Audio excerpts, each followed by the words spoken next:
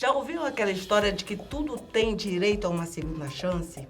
Isso serve para um amor, isso serve para a tua carreira, isso serve também para uma garrafa PET. Uma garrafa PET, ao morrer, ela pode ser direcionada para um lixão, ir para baixo da terra, poluir o meio ambiente, ou ela simplesmente pode ter uma nova chance e virar um lindo vestido como esse que eu estou usando agora. E é sobre isso que a gente vai falar hoje. Economia circular. É um novo modelo de gerir as questões relacionadas à produção e também um novo modelo de ver o mundo. Então, hoje a gente vai ter um episódio que vai mostrar uma nova forma de viver e uma nova forma de consumir.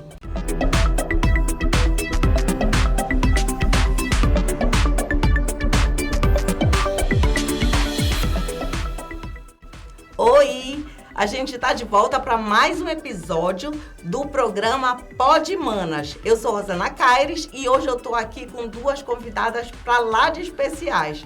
Uma delas eu conheço há muito tempo e a gente chegou até a ser um pouco amiga, assim. Aí depois a gente deixou de ser amiga, porque ela ficou com raiva de mim, eu fiquei com raiva dela também. Mas isso durou mais ou menos um dia, e no outro dia ela já estava me amando novamente, que é Sara Reis. Sara Reis, ela é atualmente catadora, presidente de uma cooperativa de catadores aqui no Pará, aqui na Amazônia, e também ela preside a Rede Recicla Pará, que é um empreendimento que reúne inúmeras associações e cooperativas de catadores no estado e gera renda para muitas pessoas e para as suas famílias e também é um meio aí muito eficaz de ajudar o meio ambiente. Do outro lado, nós temos Ana Luísa Araújo, que essa eu conheci mais recentemente, então não tenho muita coisa para falar dela. De ruim, só de coisa boa por enquanto.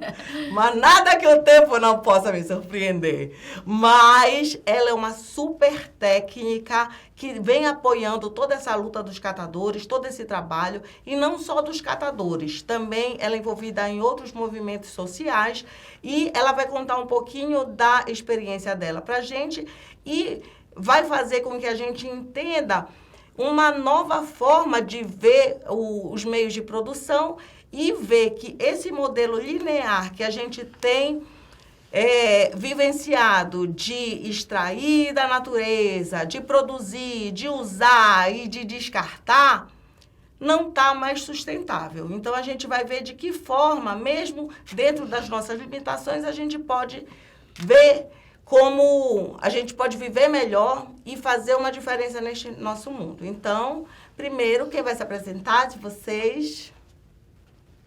Ana. Eu posso falar, vou me apresentar.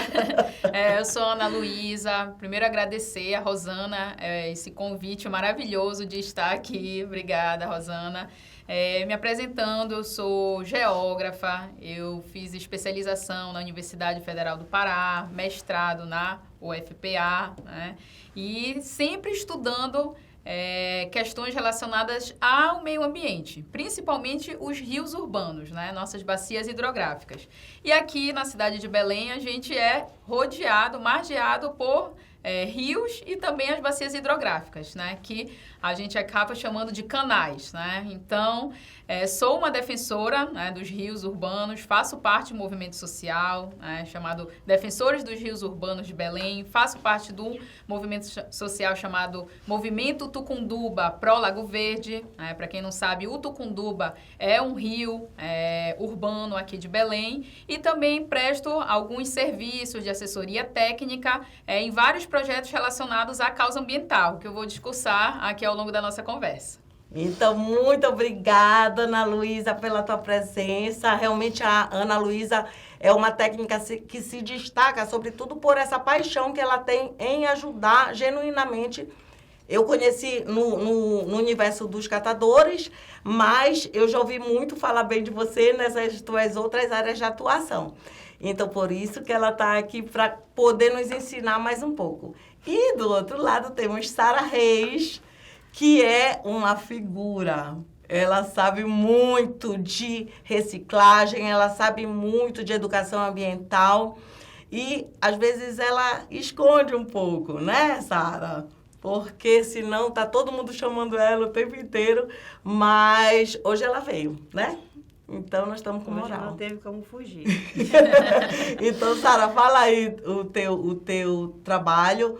E fala aí também uma coisa interessante, é que tu foste menina de lixão, né? Então, tu cresceste já no lixão e eu queria que tu mostrasse como que foi essa tua vivência.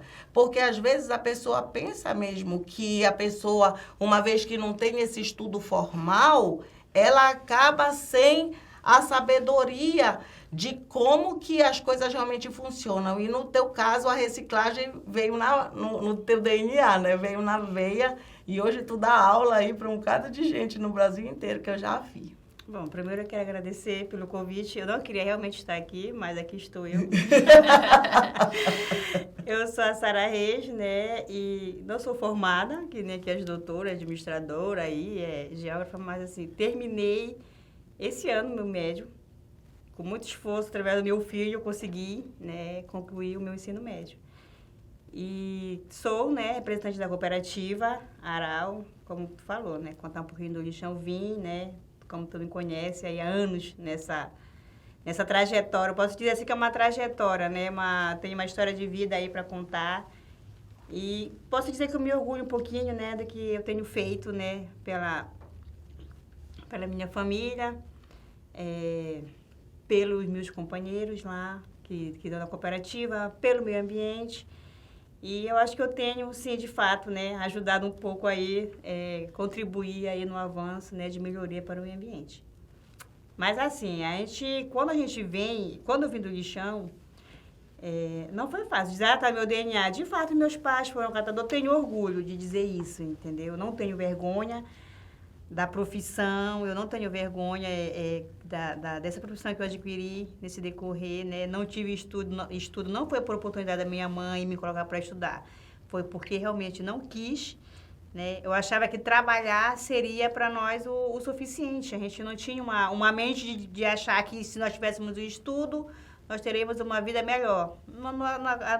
Na minha família não tinha isso, né? O que foi apresentado para nós foi um lixão, meus pais foram catadores, eu era ainda muito pequena, já acompanhava, né? E aí virei catadora na minha adolescência, na minha juventude, aí meus pais se aposentaram. Então, os meus irmãos, nós continuamos nessa trajetória de catadores. Hoje eu conheci esse universo que é trabalho organizado, né, na cooperativa. Em 2014 veio aquela grande notícia que todos os lixões do Brasil iriam fechar. E, de fato, né, aconteceu, domiciliar foi mudado de um local, mas o rejeito, o entulho continuou e muitas famílias ainda continuaram. Tentei trazer, na época, né, 70 famílias, como tu viu, né? Eu trouxe 70 famílias para trabalhar aqui fora, com a promessa de que teremos mais dignidade de vida, qualidade de vida, remuneração melhor.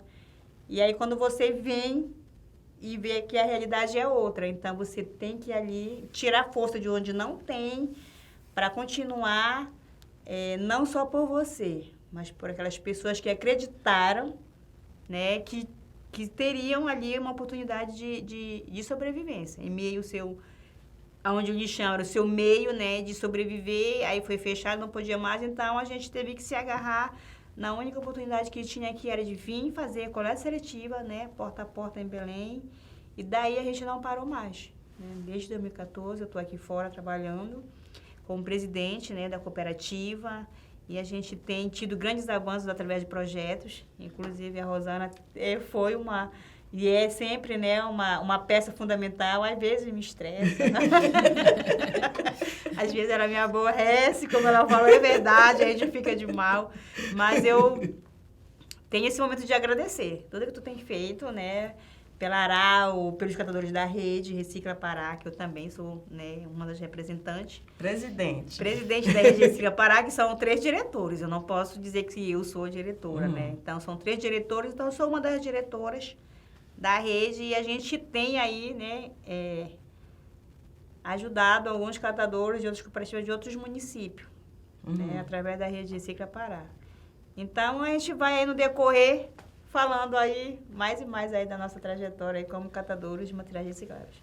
Pois é, e esse modelo, agora que vocês estão desenvolvendo, é um modelo, como tu falaste, de empreendimento organizado, né? Iniciou com a associação e depois foi para um modelo de cooperativa, né? Para poder alcançar mais oportunidades, inclusive, né? Sim. A cooperativa. Porque assim, quando a gente está trabalhando no lixão, nós éramos todos autônomos, entendeu? Lá era cada um por si. A gente sempre falava que no lixão era a lei do mais esperto, né? Então, era a briga ali constante para, como a Ana diz, né? Cada qual tem que defender o seu território. Na geografia a gente vê, né? O espaço, o território. Então, todo mundo tinha que defender o seu território. E hoje, aqui fora, a gente vê que alguns catadores estão na cooperativa, mas eles querem ter ali o seu lugarzinho, o seu espaço, defendendo o seu território. E a gente sempre ali, né? Dizendo que tem que ser de outra forma. Então, quando eu vim para uma associação, né? Só que a associação se limitou. Por quê? Porque a associação, ela é uma associação sem fins lucrativos. Então, nós precisávamos dar um passo a mais, que é um trabalho de cooperativa, onde você já ia ser um empreendedor, né? Um microempresário, dono do seu negócio, que já seria uma coisa mais séria, né? Questão de emissão de nota fiscal, já teria mais a questão de imposto, essas coisas. Então, a gente acabou mudando para a cooperativa porque houve também alguma exigência, a gente passou a acessar projetos, né? Projetos sociais, projetos do governo federal, aí veio a indústria para apoiar os nossos projetos, como a BIPEC, né? E aí houve uma exigência que nós tínhamos que se transformar em cooperativa, trabalhar ali com mais, entendeu? Com mais seriedade, com mais responsabilidade. Então, foi quando a gente transformou, né, de associação para cooperativa. E aí, vamos passo a passo. E essas associações de empresas, como a BIPEC, no caso que tu citaste, elas não vêm ajudar porque acordaram um dia e disseram, nossa, que legal, né, o trabalho dos catadores, vou lá dar uma força. Não, é por conta da lei, né? Aí tu pode, hoje tu também está trabalhando, representando uma empresa, né? E aí eu queria que tu falasses desse papel das empresas, muitas que acabam fazendo por obrigação, mas hoje a gente já vê um movimento de muitas empresas fazerem isso de uma certa forma voluntária, até porque suas ações muitas vezes se valorizam, a própria imagem institucional fica mais valorizada também, né? Então, assim, acaba sendo uma oportunidade de negócio, né? Sim. A instituição é Itaipu, então a gente sabe que todo grande empreendimento, toda grande empresa, ela gera algum risco, né? Causa algum dano ao meio ambiente. Então, precisa também de ter uma compensação ambiental. Então, Itaipu está com esse projeto de assessoria técnica junto a essas cooperativas de resíduos recicláveis aqui em Belém. E assim como outras empresas. E aí você falou da BIPEC também, e a gente pode entrar falando sobre a logística reversa, né? Que às vezes a gente não entende porque a própria palavra não ajuda, né? É um termo difícil. O que é isso de logística reversa? É quando as próprias empresas que produzem os seus materiais, elas têm que ter uma responsabilidade, né, na destinação adequada do resíduo. Então, não é só produzir a grande quantidade de vidro, a grande quantidade de plástico e jogar, né, ali para os consumidores e, estou isento da minha responsabilidade. Então, você também como um grande produtor, um grande gerador, você tem uma responsabilidade.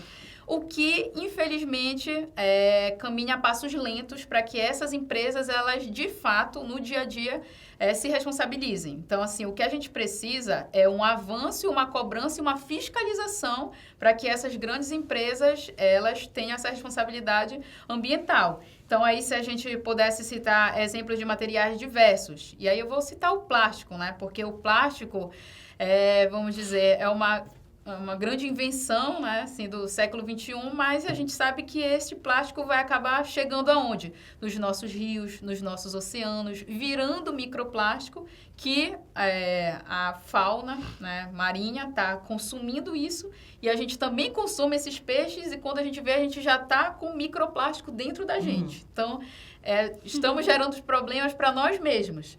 Então, assim, a cadeia da reciclagem, né, da coleta seletiva, ela é uma responsabilidade compartilhada, né? Enquanto o grande produtor, as fábricas, as indústrias geram esse produto, mas nós também, né, enquanto moradores comuns da cidade, temos a responsabilidade de separar esses resíduos, né? Separar os resíduos para que ele seja destinado para as cooperativas e as cooperativas possam, como você já falou, da economia circular, né? A economia, o material tem que voltar para a sua natureza. Então, o plástico vai voltar a ser plástico, o ferro volta a ser ferro, o alumínio volta a ser alumínio. Então, essa é a economia circular. Porque senão você pega o material, coloca para o aterro sanitário, aqui no nosso caso, né, aterro sanitário de Marituba, que já está super lotado e ele vai passar ali 200, 300, 400 anos para se decompor.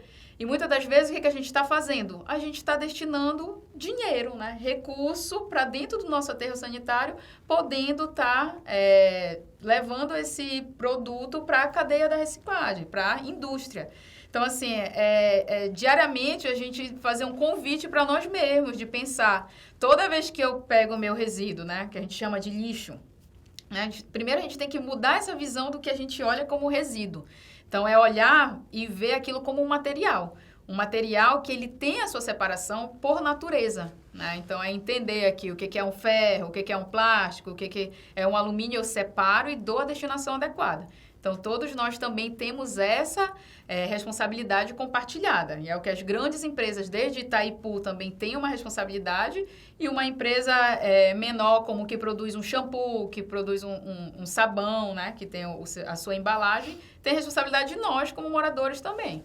Uma lanchonete pequenininha que vende refrigerante, cerveja, qualquer, um salão, uma padaria, assim, pela lei, pela Política Nacional de Resíduos Sólidos, todo mundo faz parte dessa responsabilidade compartilhada, né? Ocorre que, como tu falaste, a questão da fiscalização, ela ficou perdida no meio do caminho. Porque isso aí, Política Nacional de Resíduos Sólidos, já está estabelecida no Brasil desde 2010. A gente está em 2025. Mas então, há uma resistência em cumprir a lei, entendeu? Há essa resistência. E aí, quando tu vai cobrar, né, para que aconteça, às vezes tu acaba perdendo. Uhum. Digo por experiência nossa. O que acontece? Cada gerador que ele gera o seu resíduo, ele tem que destinar, ele tem que levar, né, a uma cooperativa, a uma associação. Aí o que eles querem? Que a cooperativa vá buscar, entendeu? Não percebem que a cooperativa, ela tem todo um custo, ela tem uma logística, ela tem uma organização, entendeu? Ela tem toda uma despesa para fazer isso. É quando você vai cobrar o mínimo para que você vá... Rosana, eu vou lá na tua residência, eu vou te cobrar uma taxa mínima, aí você já não quer pagar. Entendeu? Às vezes, para um condomínio, para um prédio inteiro, que para cada unidade vai ser bem pequenininho. Bem pequenininho, não. Eles preferem colocar lá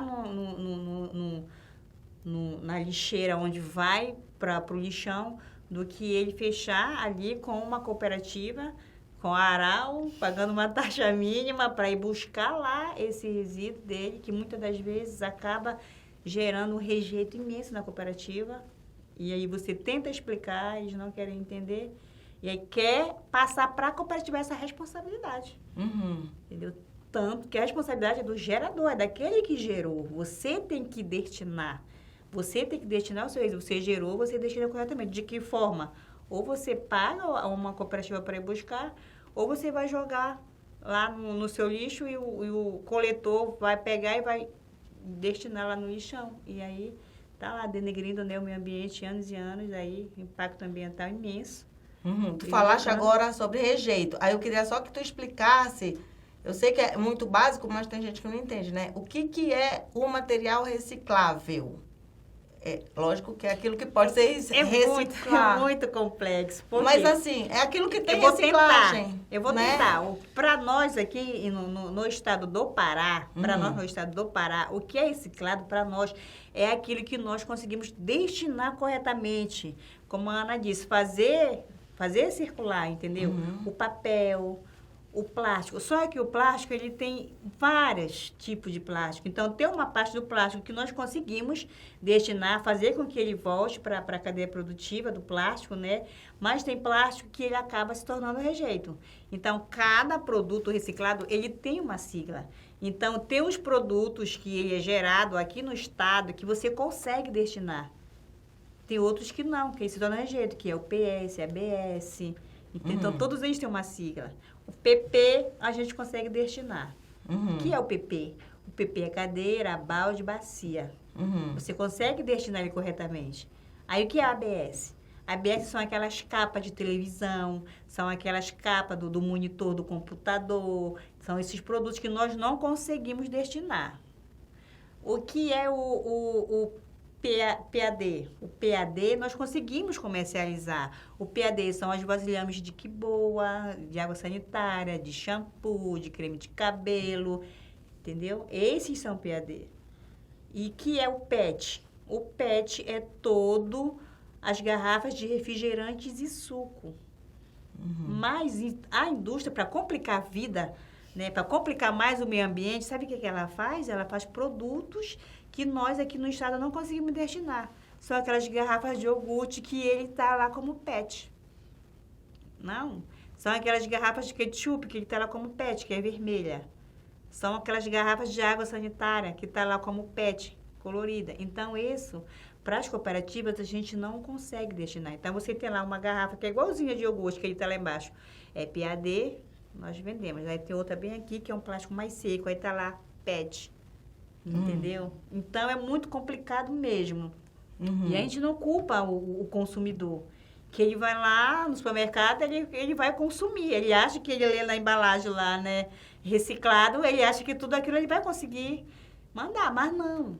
Quando chega na cooperativa, o que a cooperativa consegue identificar ali através de suas siglas, através do seu produto, ela consegue destinar. E o que ela não consegue, ela vai se tornar um rejeito e ele vai para lá para o aterro sanitário, vai continuar, entendeu? Denegrindo lá o meio ambiente lá, né? Os rios e tudo mais. E quem é afetado? Somos nós, né? As nossas futuras gerações. Então, é dessa forma. Então, quando se passa a dizer assim, a reciclagem, o material, o que é o material reciclado? Precisa ter um estudo amplo para isso. E precisa trazer indústria para cá. Tem como a gente destinar em São Paulo, em outros estados, eles conseguem comercializar, né, o copinho descartável, as embalagens de esquilhos, biscoitos, massas, que é do macarrão. Mas aqui não. Então, quando você vê, olha quantos produtos eu já falei que a gente não consegue destinar e que é o que mais vem nos condomínios. São aquelas embalagens PET de forma de bolo. São pacotes de biscoito, de esquilho, de café, do leite, entendeu? Das bolachas, aqueles pacotes de presente. Todo o material que está lá, a gente não consegue destinar. Aqui no estado do Pará. No estado do Pará, mas em outros estados. Então, tem que ver políticas públicas para isso, né? Qual é uma indústria? Só querem pegar, a indústria só vem para o estado para destinar aquilo que já tem destinação. Vem como mais um concorrente para a cadeia das cooperativas dos catadores.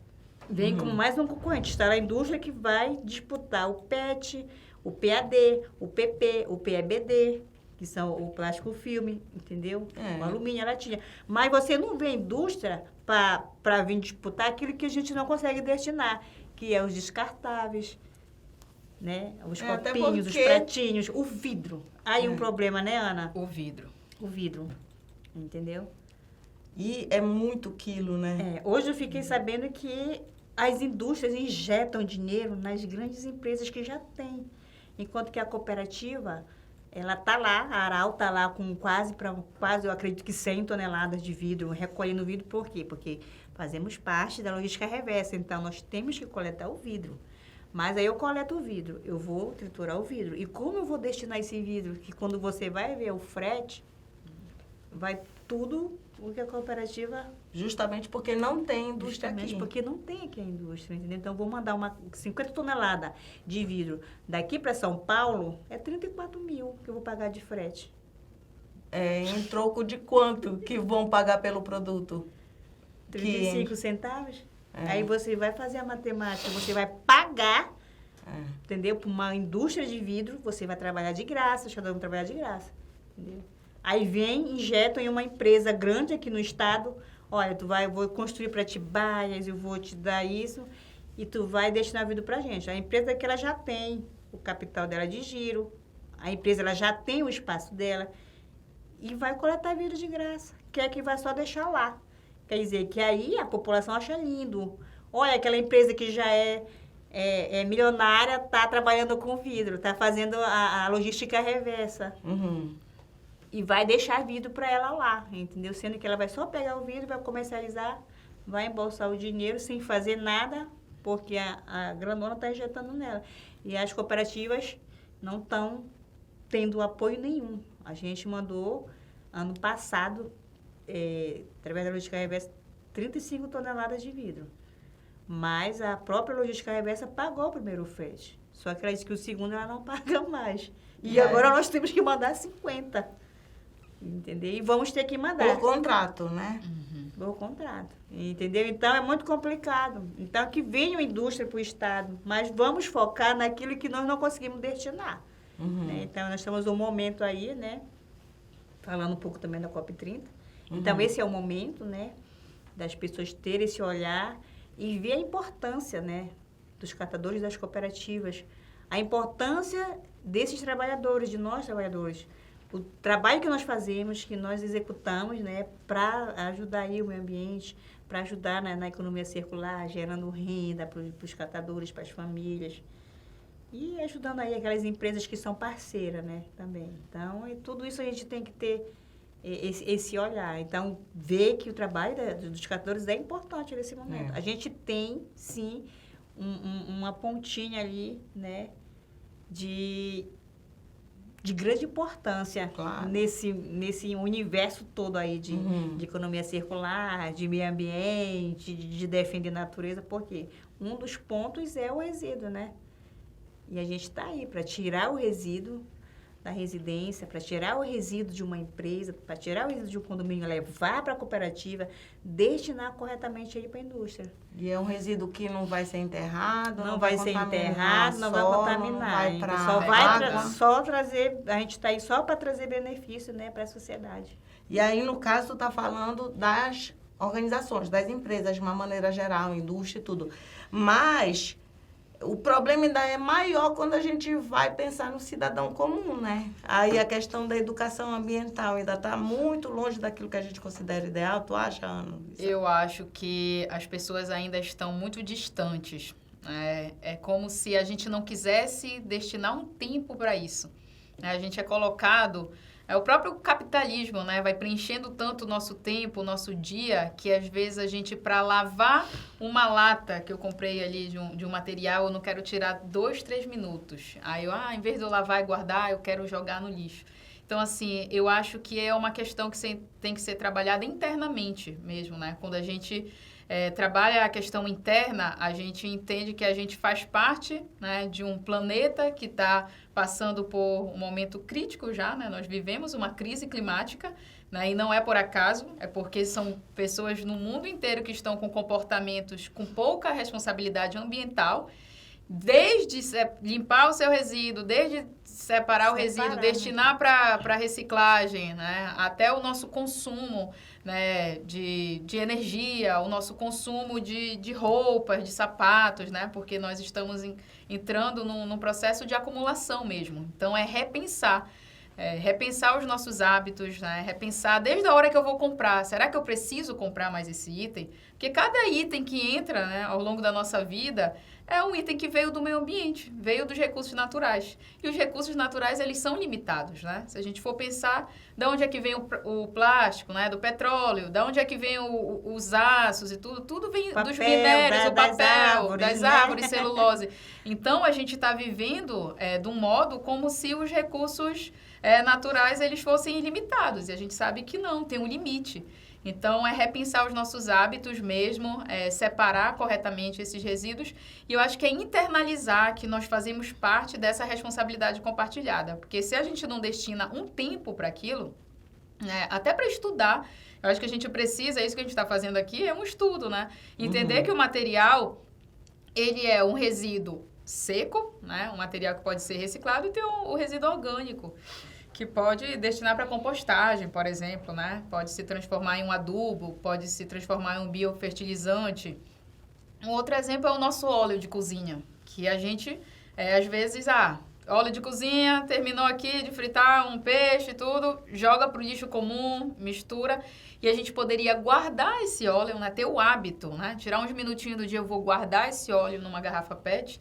Esse óleo também chega na cooperativa e ele é destinado para fazer um sabão ecológico, que depois a gente mesmo pode adquirir ou pode voltar para a nossa residência, né? Então, a gente já ia deixar de comprar um sabão no supermercado e usava um sabão ecológico. Então, isso também é economia circular, né? É quando você já olha para o produto e perguntar como é que eu posso fazer ele circular mais aqui na minha mão do que ser destinado para o meio ambiente e degradar. E aí eu falo que eu faço parte dos defensores dos rios urbanos, e aí a gente vê que tudo o que a gente não cuida vai parar onde? Nas nossas águas. Desde do bueiro ali, né? Que quando vem a chuva, e Belém é uma cidade que chove muito, então o caminho da água vai procurando os bueiros, aí esse bueiro entope, aí alaga a minha rua, né? E aí eu não sei por que alagou a rua, e aí quando vê esse plástico já vai parar dentro do rio, e aí quando a gente está indo também para o nosso momento de lazer no rio, nas nossas ilhas, a gente sabe que Belém tem uma parte grande insular, então nós somos rodeados, né, de ilhas, fazem parte do nosso território. Então quando eu estou tomando banho ali, né, no rio, no Igarapé, aí tem uma garrafa ali PET, uma garrafa de óleo e tudo, mas é porque alguém ali não destinou corretamente. E assim, também cobrar os nossos gestores públicos, né? Nós temos os órgãos competentes, secretarias relacionadas ao saneamento, secretarias relacionadas ao meio ambiente, para que possa sim fiscalizar, para que possa sim dar condicionantes ambientais para empresas que estão degradando muito o meio ambiente. Então, assim, o poder público, ele é fundamental, a gente conta com isso, né? A gente sabe que a educação ambiental, por parte do poder público, por si só, ela não dá conta, porque somos, aqui em Belém, bairros muito populosos. Eu moro no bairro da Terra Firme, que é um bairro com mais de 65 mil habitantes. Então, imagina, 65 mil habitantes produzindo 1 quilo de lixo, que a gente chama, né? E destinando todo dia esse lixo, esse resíduo, né, para o caminhão do lixo. E indo para o aterro sanitário, multiplica pela população de Belém, né?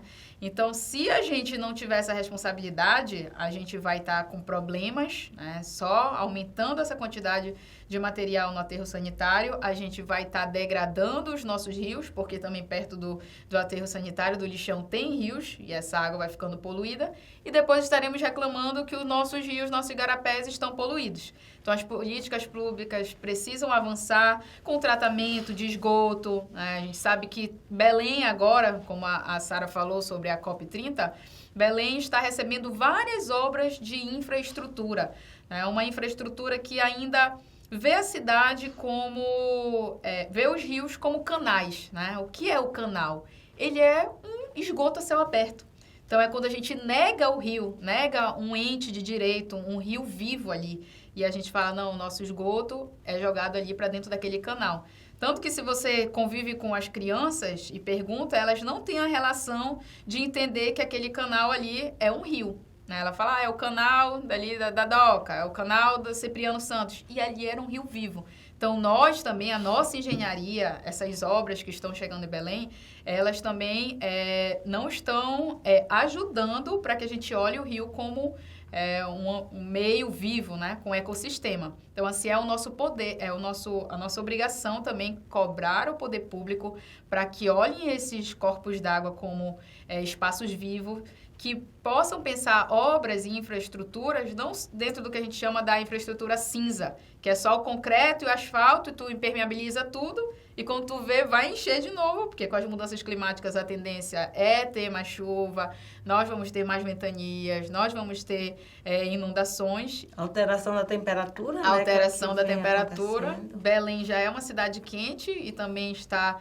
já sendo estudada que vai ser uma das cidades que vai ter mais dias consecutivos quentes. Então, é também pensar isso e olhar essas obras de infraestrutura e pensar dentro de uma questão ambiental, que é a infraestrutura verde que a gente fala, que é o rio como um espaço que vai absorver essa água. É o rio como um espaço de convivência, onde eu posso ter um corredor verde, porque está muito calor, o valor da energia elétrica é muito alto, então não dá conta o tanto de ventilador que a gente tem em casa, central de ar, né, que a conta de energia vem muito alta, então eu vou para um lugar com amenidade física, né, onde tem uma árvore, onde tem uma terra ali. E assim, a gente tem que preparar a nossa cidade para que tenha mais parques urbanos, para que tenha mais áreas verdes e olhar os rios como uma oportunidade. Não uma oportunidade para eu canalizar e colocar mais concreto e asfalto, que só vai o quê? Aumentar a temperatura. Mas espaços que poderiam ser corredores socioambientais, né? Tem algumas obras que já estão prevendo essa renaturalização, né? A gente já sabe que é um modelo que outros países já seguem, né, que é chamado também das cidades esponjas, né, que são cidades que elas absorvem, né, essa água que vem das chuvas, de inundações, e nós temos que ir caminhando a passos lentos, assim. A gente cobra do poder público, enquanto movimentos sociais, enquanto a luta dos catadores, das cooperativas, em que esses espaços também possam ter lugares de ecopontos. Né? O que são esses ecopontos? Os espaços que possam receber esses resíduos recicláveis, porque às vezes a própria distância de distribuição geográfica das cooperativas é muito distante da casa da pessoa. Então, também trabalhar lugares em que possam receber esses resíduos e que eles, né, passem um tempo lá e possam ser destinados para as cooperativas. Então, é popularizar, né, para que as pessoas, quando têm as suas objeções, é muito longe da minha casa, mas eu penso, tem um ecoponto mais próximo, então eu levo o resíduo. E como a Sara bem mencionou, é a gente entender que a gente tem que tirar um tempo e levar o nosso resíduo, né? A gente tem que parar com essa ideia, né, de ser servido, da subversiência, que é alguém vem para fazer o serviço para mim. Gente, a gente tem uma responsabilidade no planeta, a gente não diz que quer um mundo melhor, a gente não diz que quer uma cidade mais humana, mais solidária, então a gente precisa fazer a nossa parte, sair da nossa casa e também destinar esse resíduo corretamente. Porque se eu consumir, eu tenho que dar meu jeito de fazer esse resíduo voltar para a cadeia produtiva, né?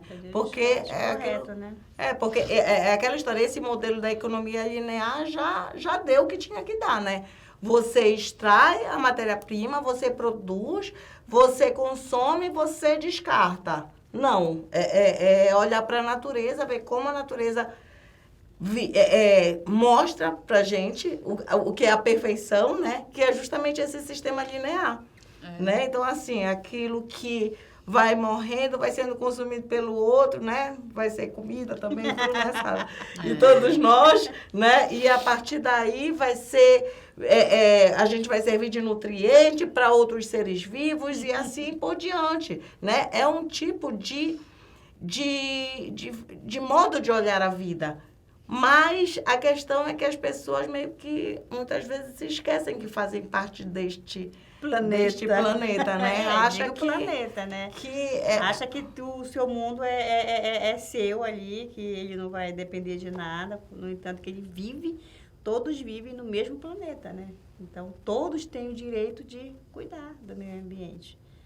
Que por sinal é o único que a gente ainda tem notícia, né, né? Mas assim, vocês têm assim uma esperança que isso vai mudar tão cedo, Sara? De que forma tu acha? Olha, eu não tenho muita esperança, não. Não, porque assim, eu lembro logo que começou a política de... Eu acho que foi 2011, 2012, por aí, eu não sei se tu te lembras, mas a gente foi a um interior... E aí a presidente de uma cooperativa, que até fazia compostagem e tudo, ela foi falar sobre o prefeito. E ela disse, o prefeito daqui disse na minha cara, eu pego esta lei para limpar a minha... Tu não lembra disso? Não lembro, assim, foi lá em... lá mesmo, que a gente não vai falar, porque senão manda matar a gente.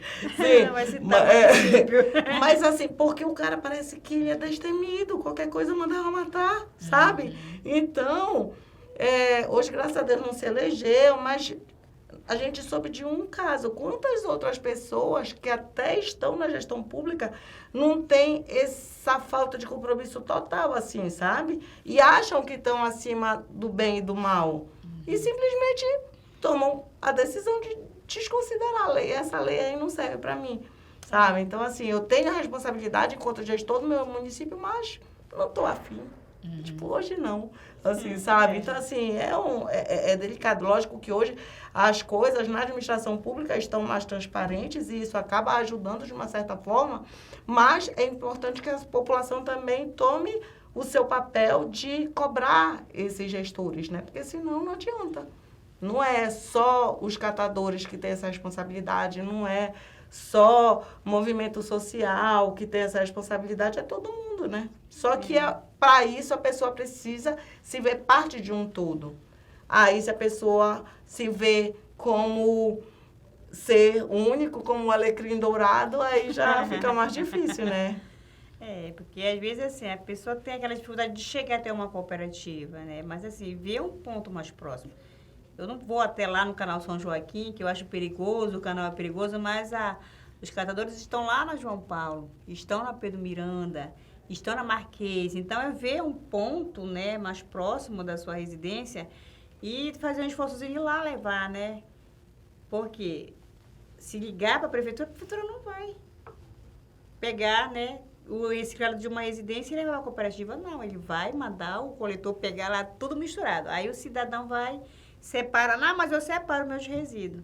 Separa, mas se tu não destinar, deixa lá para o coletor levar, vai para lá, não adianta separar. Porque vai entrar no compactador, vai misturar tudo e vai embora lá para Marituba. Eu fico, às vezes, pensando como que não está esse aterro de Marituba, porque quando nós estávamos no Aurá, era trabalhador 24 horas, catadores 24 horas, dia e de noite, de domingo a domingo, tirando materiais reciclados. Entendeu? Então, de 2014 para cá, quando o lixão foi desativado e foi para Marituba, quanto de material lá? Quanto de dinheiro enterrado esse material que poderia estar aí circulando, esse dinheiro, né? Vindo para as cooperativas, esse material e sendo enterrado, né? E aí, cadê o poder público? Cadê o Ministério Público, que não pode estar enterrando, né, material reciclado e está lá? Quer dizer, esse material lá sendo enterrado, é difícil a gente ver a situação, entendeu? E, Sara, tu acha que ainda existe muito preconceito, assim, diante da categoria dos catadores? Não, eu acho que a população já tem uma consciência maior do papel? Tem uma consciência já, a gente já percebe. Logo no início, quando a gente veio, a gente tinha. Inclusive, tem um relato da dona Paula, que era uma das catadoras que antes de a gente começar, nós estávamos comentando, né, sobre ela.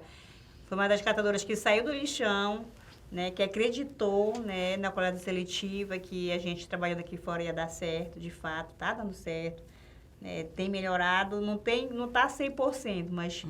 De 2014 para cá, vamos dizer que 60% está bem melhor, né? Ela era uma senhora idosa já, né? Senhora idosa, ela faleceu ano passado, né? Com 66 anos, mas estava na rua. Ela chegou a ser cuspida no rosto logo no início, quando nós viemos, entendeu? Uma porque ela era catadora, né? E porque ela era negra, uma senhora negra. Então, eu acredito que foi o preconceito de todas as formas, né? Contra a pessoa dela.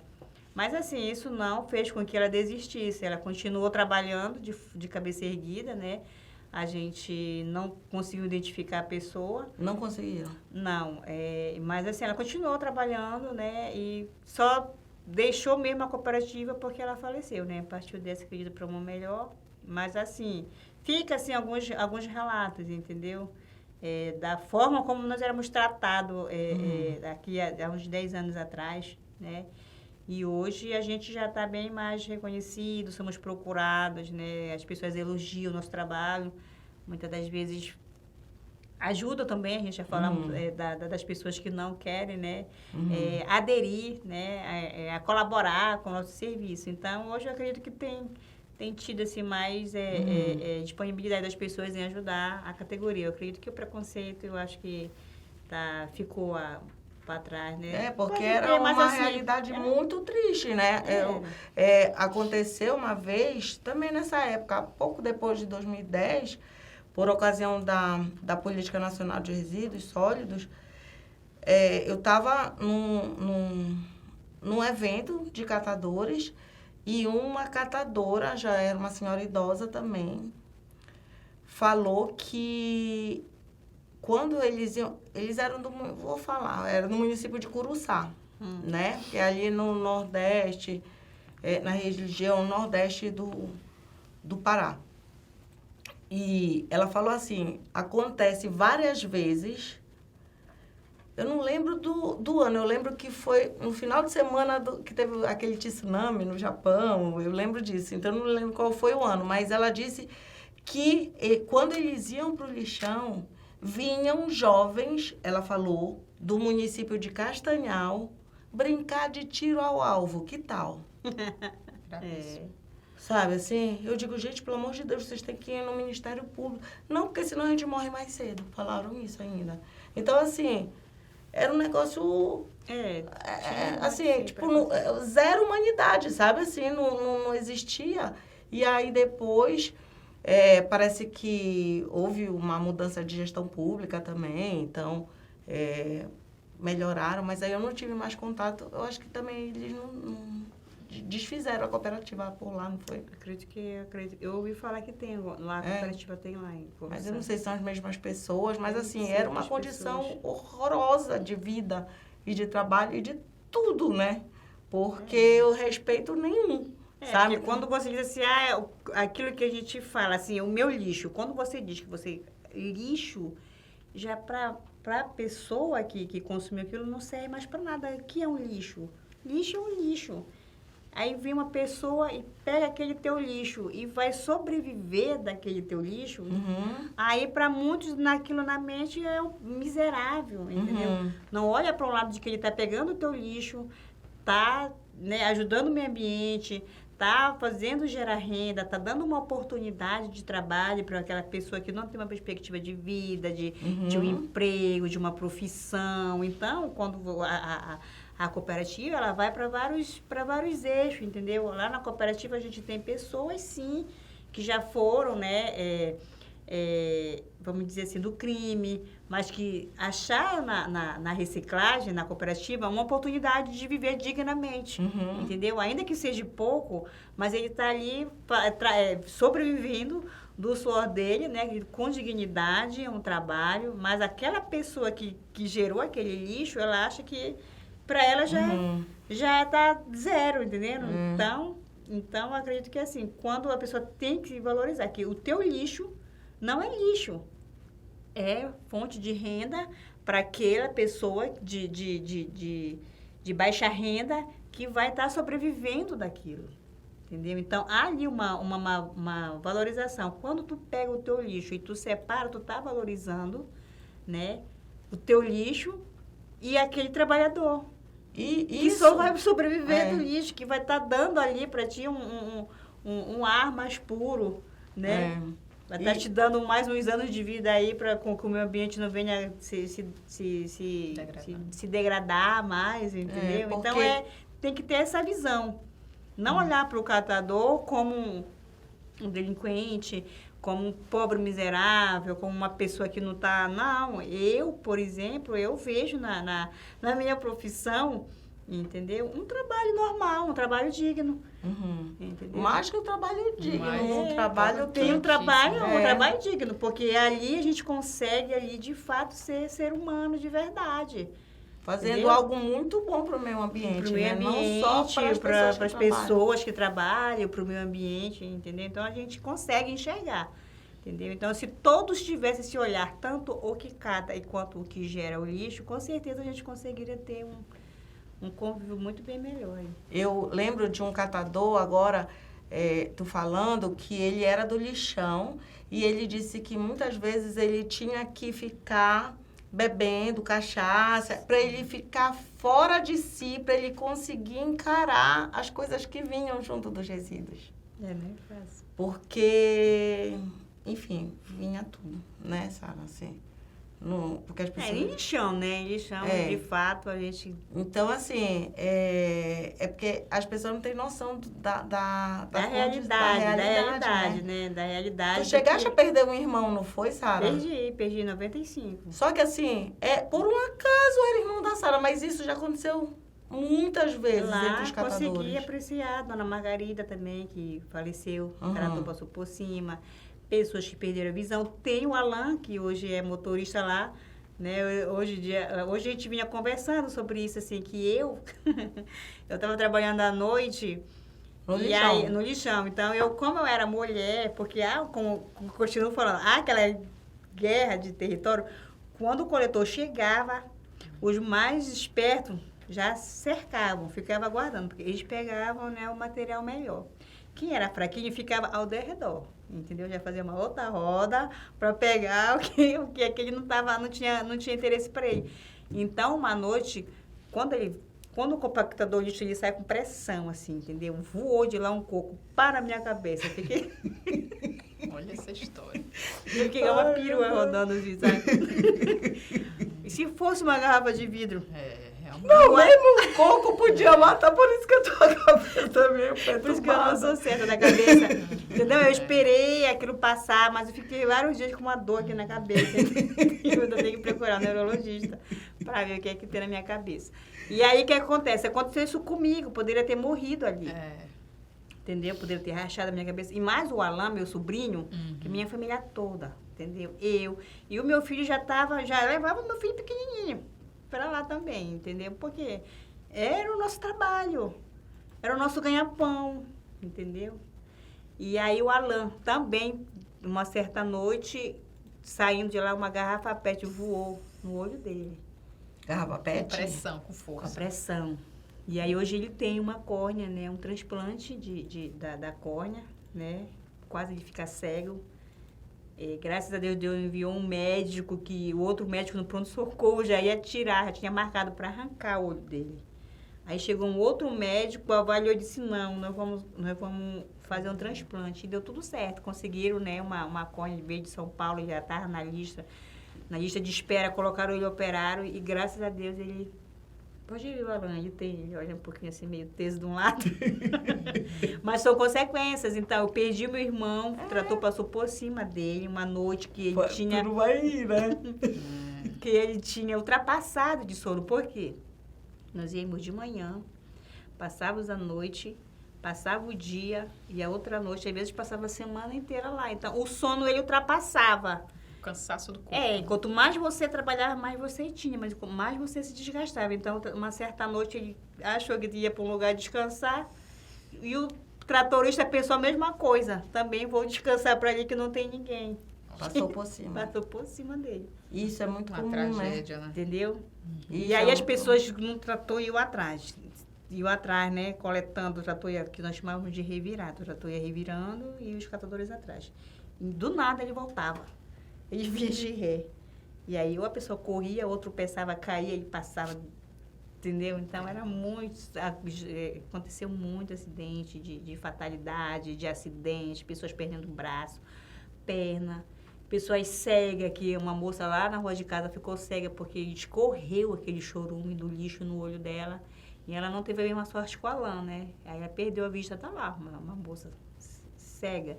Então, quando você vem, né, você sabe dessa realidade, aí você tem mais força para lutar, para você sair de lá, vir para cá, para a cidade, para a capital, para fazer com que a coisa dê certo.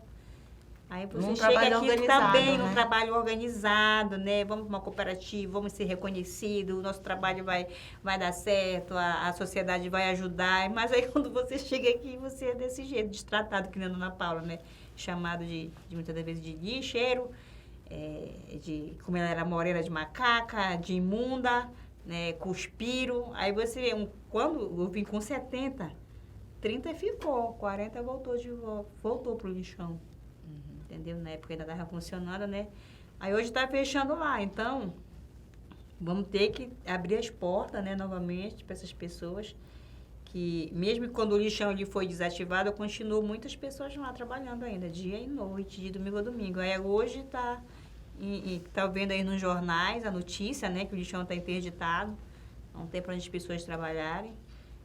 Se vierem para as cooperativas, vão ter que aderir, né, abrir as portas e é onde a sociedade possa estar também, né, apoiando dessa forma, separando o seu resíduo, destinando para as cooperativas, sabendo que tem famílias ali que dependem do seu lixo. Quando tu falaste isso que aconteceu com a dona Paula logo no começo, eu lembro que eu achava um negócio tão bizarro, assim, tão absurdo, aquilo era uma mistura, assim, de revolta com vontade de carregar a pessoa para uma delegacia, sabe? Só que muitas vezes as pessoas diziam assim, não, mas deixa. No caso daquela senhora lá do interior que eu falei, Tirou. É porque é horrível. Se emociona. Porque ela falou assim, mas é que nós somos urubus mesmo. Ela falou, então assim, às vezes a pessoa, ela acaba absorvendo aquilo, né?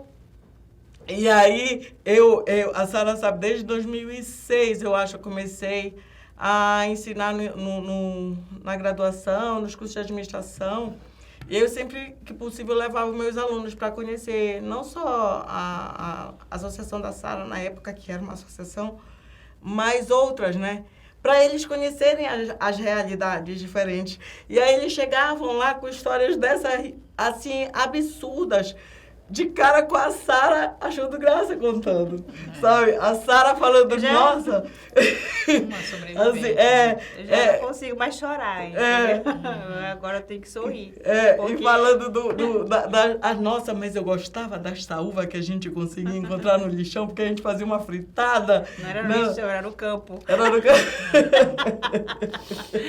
Então, são superação, entendeu? Superação é de vida mesmo, a realidade que aconteceu e a gente tem que ter hoje em dia como, vamos dizer assim, superação mesmo. A gente superou todos os obstáculos que a gente colocaram diante da gente, ou a gente mesmo se colocou, porque poderia ter estudado, né? Mas assim, não tinha, a minha mãe não tinha condições, mas eu poderia ter me esforçado, mas não, a gente queria estar ali. Entendeu? Era divertido pra gente. Quando a gente era criança, tá no lixão. Pois é, mas... e aí, assim, é de fato uma lição, né? É aquela história da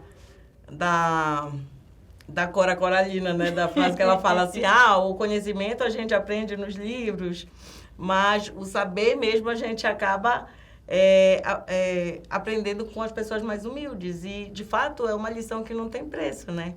Tu chegaste nesse universo, assim, dos catadores agora mais recentemente, aí eu queria, assim, que... Até porque a gente tá quase para acabar o nosso tempo, eu queria que tu dissesses, assim, do teu aprendizado, aquilo que tu pode compartilhar com as pessoas. Enfim, eu escutando vocês, eu me emociono. Só cortando a Nana, chega lá, porque quando eu trabalhava no lixão, eu não sabia nada, né, Rosana? Nada. Então, aqui fora, o que eu fiz? Eu fui aprendendo, né? Tirei minha habilitação, porque precisa de motorista para dirigir o caminhão. Então, no sufoco eu dirijo. Eu pego a empilhadeira sem ter o curso de empilhador. Então, aí a Ana me vê lá na empilhadeira, me vê fazendo... Porque eu aprendi tudo, em tudo. Eu fui pra rua, eu vim de lixão. Eu tinha que fazer a gestão da cooperativa, eu tinha que fazer tudo, e tinha que dirigir, entendeu? Então, a gente acaba sendo forte, porque as pessoas olham para nós, como presidente, aquela pessoa ali que é a força deles, entendeu? A gente estando lá, tudo vai dar certo, a gente vai conseguir resolver a situação. E aí, foi isso que eu fiz. Então, cada um aprendizado que eu tinha, que eu ia atrás, mesmo conseguia, era uma felicidade para mim, porque assim eu poderia ajudar mais os nossos companheiros, entendeu? Então, aprendi a dirigir, aprendi a mexer na empilhadeira. Computador. Pouco. Sabe, Sem mandar e-mail na marra, mas eu sei, entendeu? E aí a gente foi a cada vez mais se aprimorando, né? Se aperfeiçoando na parte da administração, da gestão. E hoje a Ana pode falar um pouquinho lá da nossa maluquice. Bem, compartilhando com você, né? Primeiro dizer que eu estou realmente emocionada, assim, com todas as histórias que foram compartilhadas. E uma das coisas que me toca é isso, as histórias de vida, né? Dessas pessoas que vêm desse lugar difícil, do lixão, né? De estar catando, de estar em ambientes perigosos, né? E saber lidar com pessoas que têm habilidades, né, que diante de circunstâncias desfavoráveis, porque eu digo que a realidade dentro da cooperativa muitas das vezes é desfavorável, imagina dentro de um lixão. Então, você adquirir habilidades com essas circunstâncias desfavoráveis, que são qualidades como a Sara, né? Que eu falo assim, Sara, eu aprendo a cada dia que eu venho, que eu estou no dia a dia, eu aprendo com você a ter força e, no caso dela, o bom humor, né? Porque ela é muito bem-humorada, a gente está falando de um assunto muito difícil, porque tudo ali é muito difícil da cooperativa, né? Os materiais que chegam, né? O trabalho pesado, né? Que eu olho todos os dias para senhores e senhoras que estão ali para carregar, para arrastar material, então tu tem que ter uma força física, né? Tu tem que ter uma força mental para estar diariamente, tu tem que te alimentar bem, porque senão no outro dia, se tu não te alimenta bem, se tu não equilibra essa força que tu gasta, no outro dia tu não consegue acordar às 5 horas da manhã, como eles acordam, né?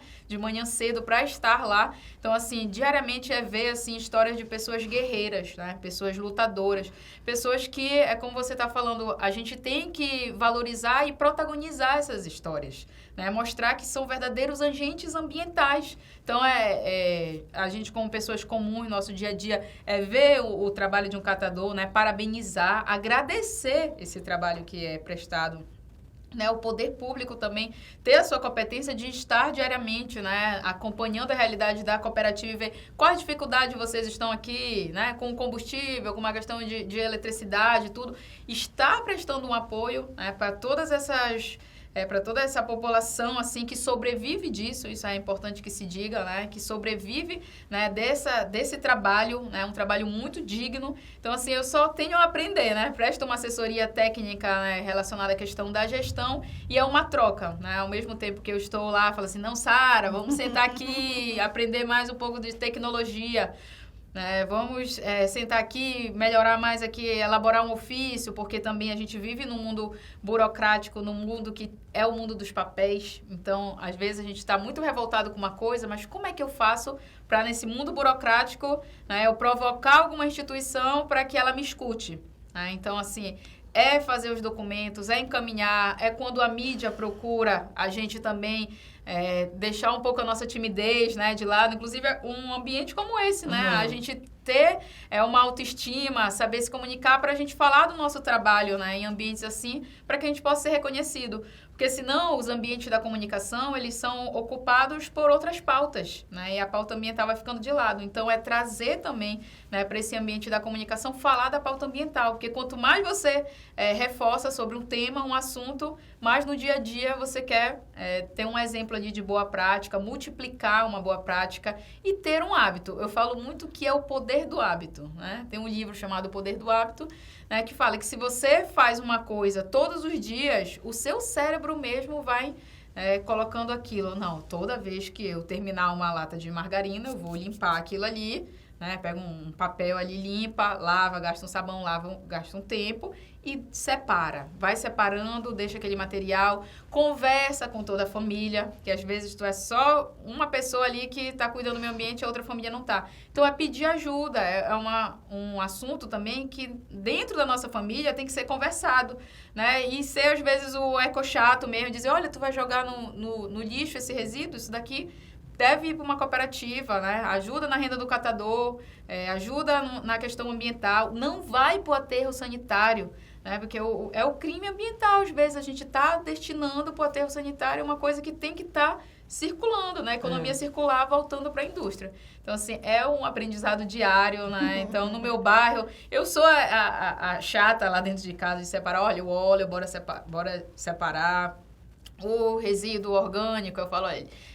Às vezes a linguagem do meu pai, da minha mãe, é outra linguagem. Então, é lixo molhado, lixo seco. Também essa questão, porque a reciclagem, né, a coleta seletiva, ela vem com palavras um pouco difíceis para o nosso dia a dia. Então, se o pai, a mãe, o familiar chama de lixo, vai usando palavras mais comuns, né? Vai colocando, pega uma canetinha, um papel e coloca que esse lugar é só do lixo seco, do lixo molhado, vai para a cooperativa. Então, é trazer também para dentro da nossa família, do nosso dia a dia, esse trabalho, né, maravilhoso que a coleta seletiva ela vem executando.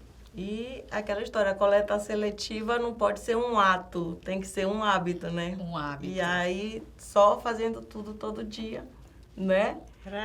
E aí, Sara, fala aí como é que começa a fazer a coleta seletiva aqui no município de Belém, onde vocês atuam, para quem quiser. É assim, a gente está aí no Canal São Joaquim, né, cooperativa, mas tem outras cooperativas na Batista Campo, tem cooperativa na João Paulo, tem a Noné, não falando só da Ará, mas de todas as cooperativas, né, que tem dentro de Belém. E aí, como a gente fala, é ter um hábito, né, primeiro mudar a maneira de pensar, né, separar seu resíduo na residência, ver de que forma vai destinar, né? Ter um contato das cooperativas, procurar no Google, que tem muitas cooperativas com seus contatos, de que forma, porque a gente não vai em uma residência, mas se juntar várias residências, né, e uma pessoa ligar, a cooperativa vai fazer uma rota. Sempre vai ter uma rota para ela fazer. Eu não posso passar só na sua casa, mas vamos tentar outras casas e a gente faz uma rota, a rota da reciclagem, da coleta, e passa lá e pega o seu resíduo na sua residência, o seu, do seu vizinho, né? Do seu filho, de uma empresa, de uma escola. Então, começar a fazer esse hábito mesmo de separar, né? E tem empresas aí que às vezes não sabem o que fazer com o seu descarte de papel, né? Então, tem a cooperativa, que já é uma quantidade maior, liga, a cooperativa vai buscar, já que não querem pagar, e a gente precisa do resíduo. Vamos ter que buscar, entendeu? Então, condomínio, empresas, até mesmo indústria, entendeu? Pode estar ligando pra gente, indústria pequena, né? A gente vai estar fazer essa coleta, mas tem que separar, porque se não separar, não tem como. Verdade. E a tua mensagem final? A minha mensagem final é: se a gente quer um planeta melhor, um planeta que a gente sobreviva mais e bem aqui, que tenha um bem viver, a gente tem que contribuir para isso. Então, repensar os nossos hábitos, né? Repensar o nosso consumo e realmente mudar a nossa cidade, em atitudes. Eu acho que as nossas cidades precisam isso, né? De atitudes concretas. Porque senão a gente vai ficar falando só de meio ambiente na sala de aula, a gente vai ficar falando só de meio ambiente no ambiente de comunicação, né? Instagram e Facebook, e não adianta a gente ser só ambientalista, ativista de rede social. A gente tem que colocar o que a gente aprende em ambientes como esse em prática, né? Então, amar a nossa cidade em atitudes. Então, amar a nossa cidade, amar as pessoas, amar os catadores, amar os catadores, amar os boys, né? Separar, né? E destinar corretamente. Exatamente. E viva o amor, né, Sara? Viva. Porque se a gente não amar quem está do nosso lado, se a gente não amar o meio ambiente onde a gente vive, se a gente não amar o planeta único que a gente tem, então a gente tá lascado, né? Pedir para partir dessa para outra. Então a gente já morreu. Então, gente, muito obrigada pela companhia. Eu peço que vocês se inscrevam, que vocês curtam esse episódio, deem essa moral para essas moças que vieram, que pararam tudo para vir aqui falar com a gente. E compartilhem de fato, porque é algo que é muito importante que a gente possa conhecer e possa distribuir esse conhecimento, que é como eu falei há pouco e vou repetir.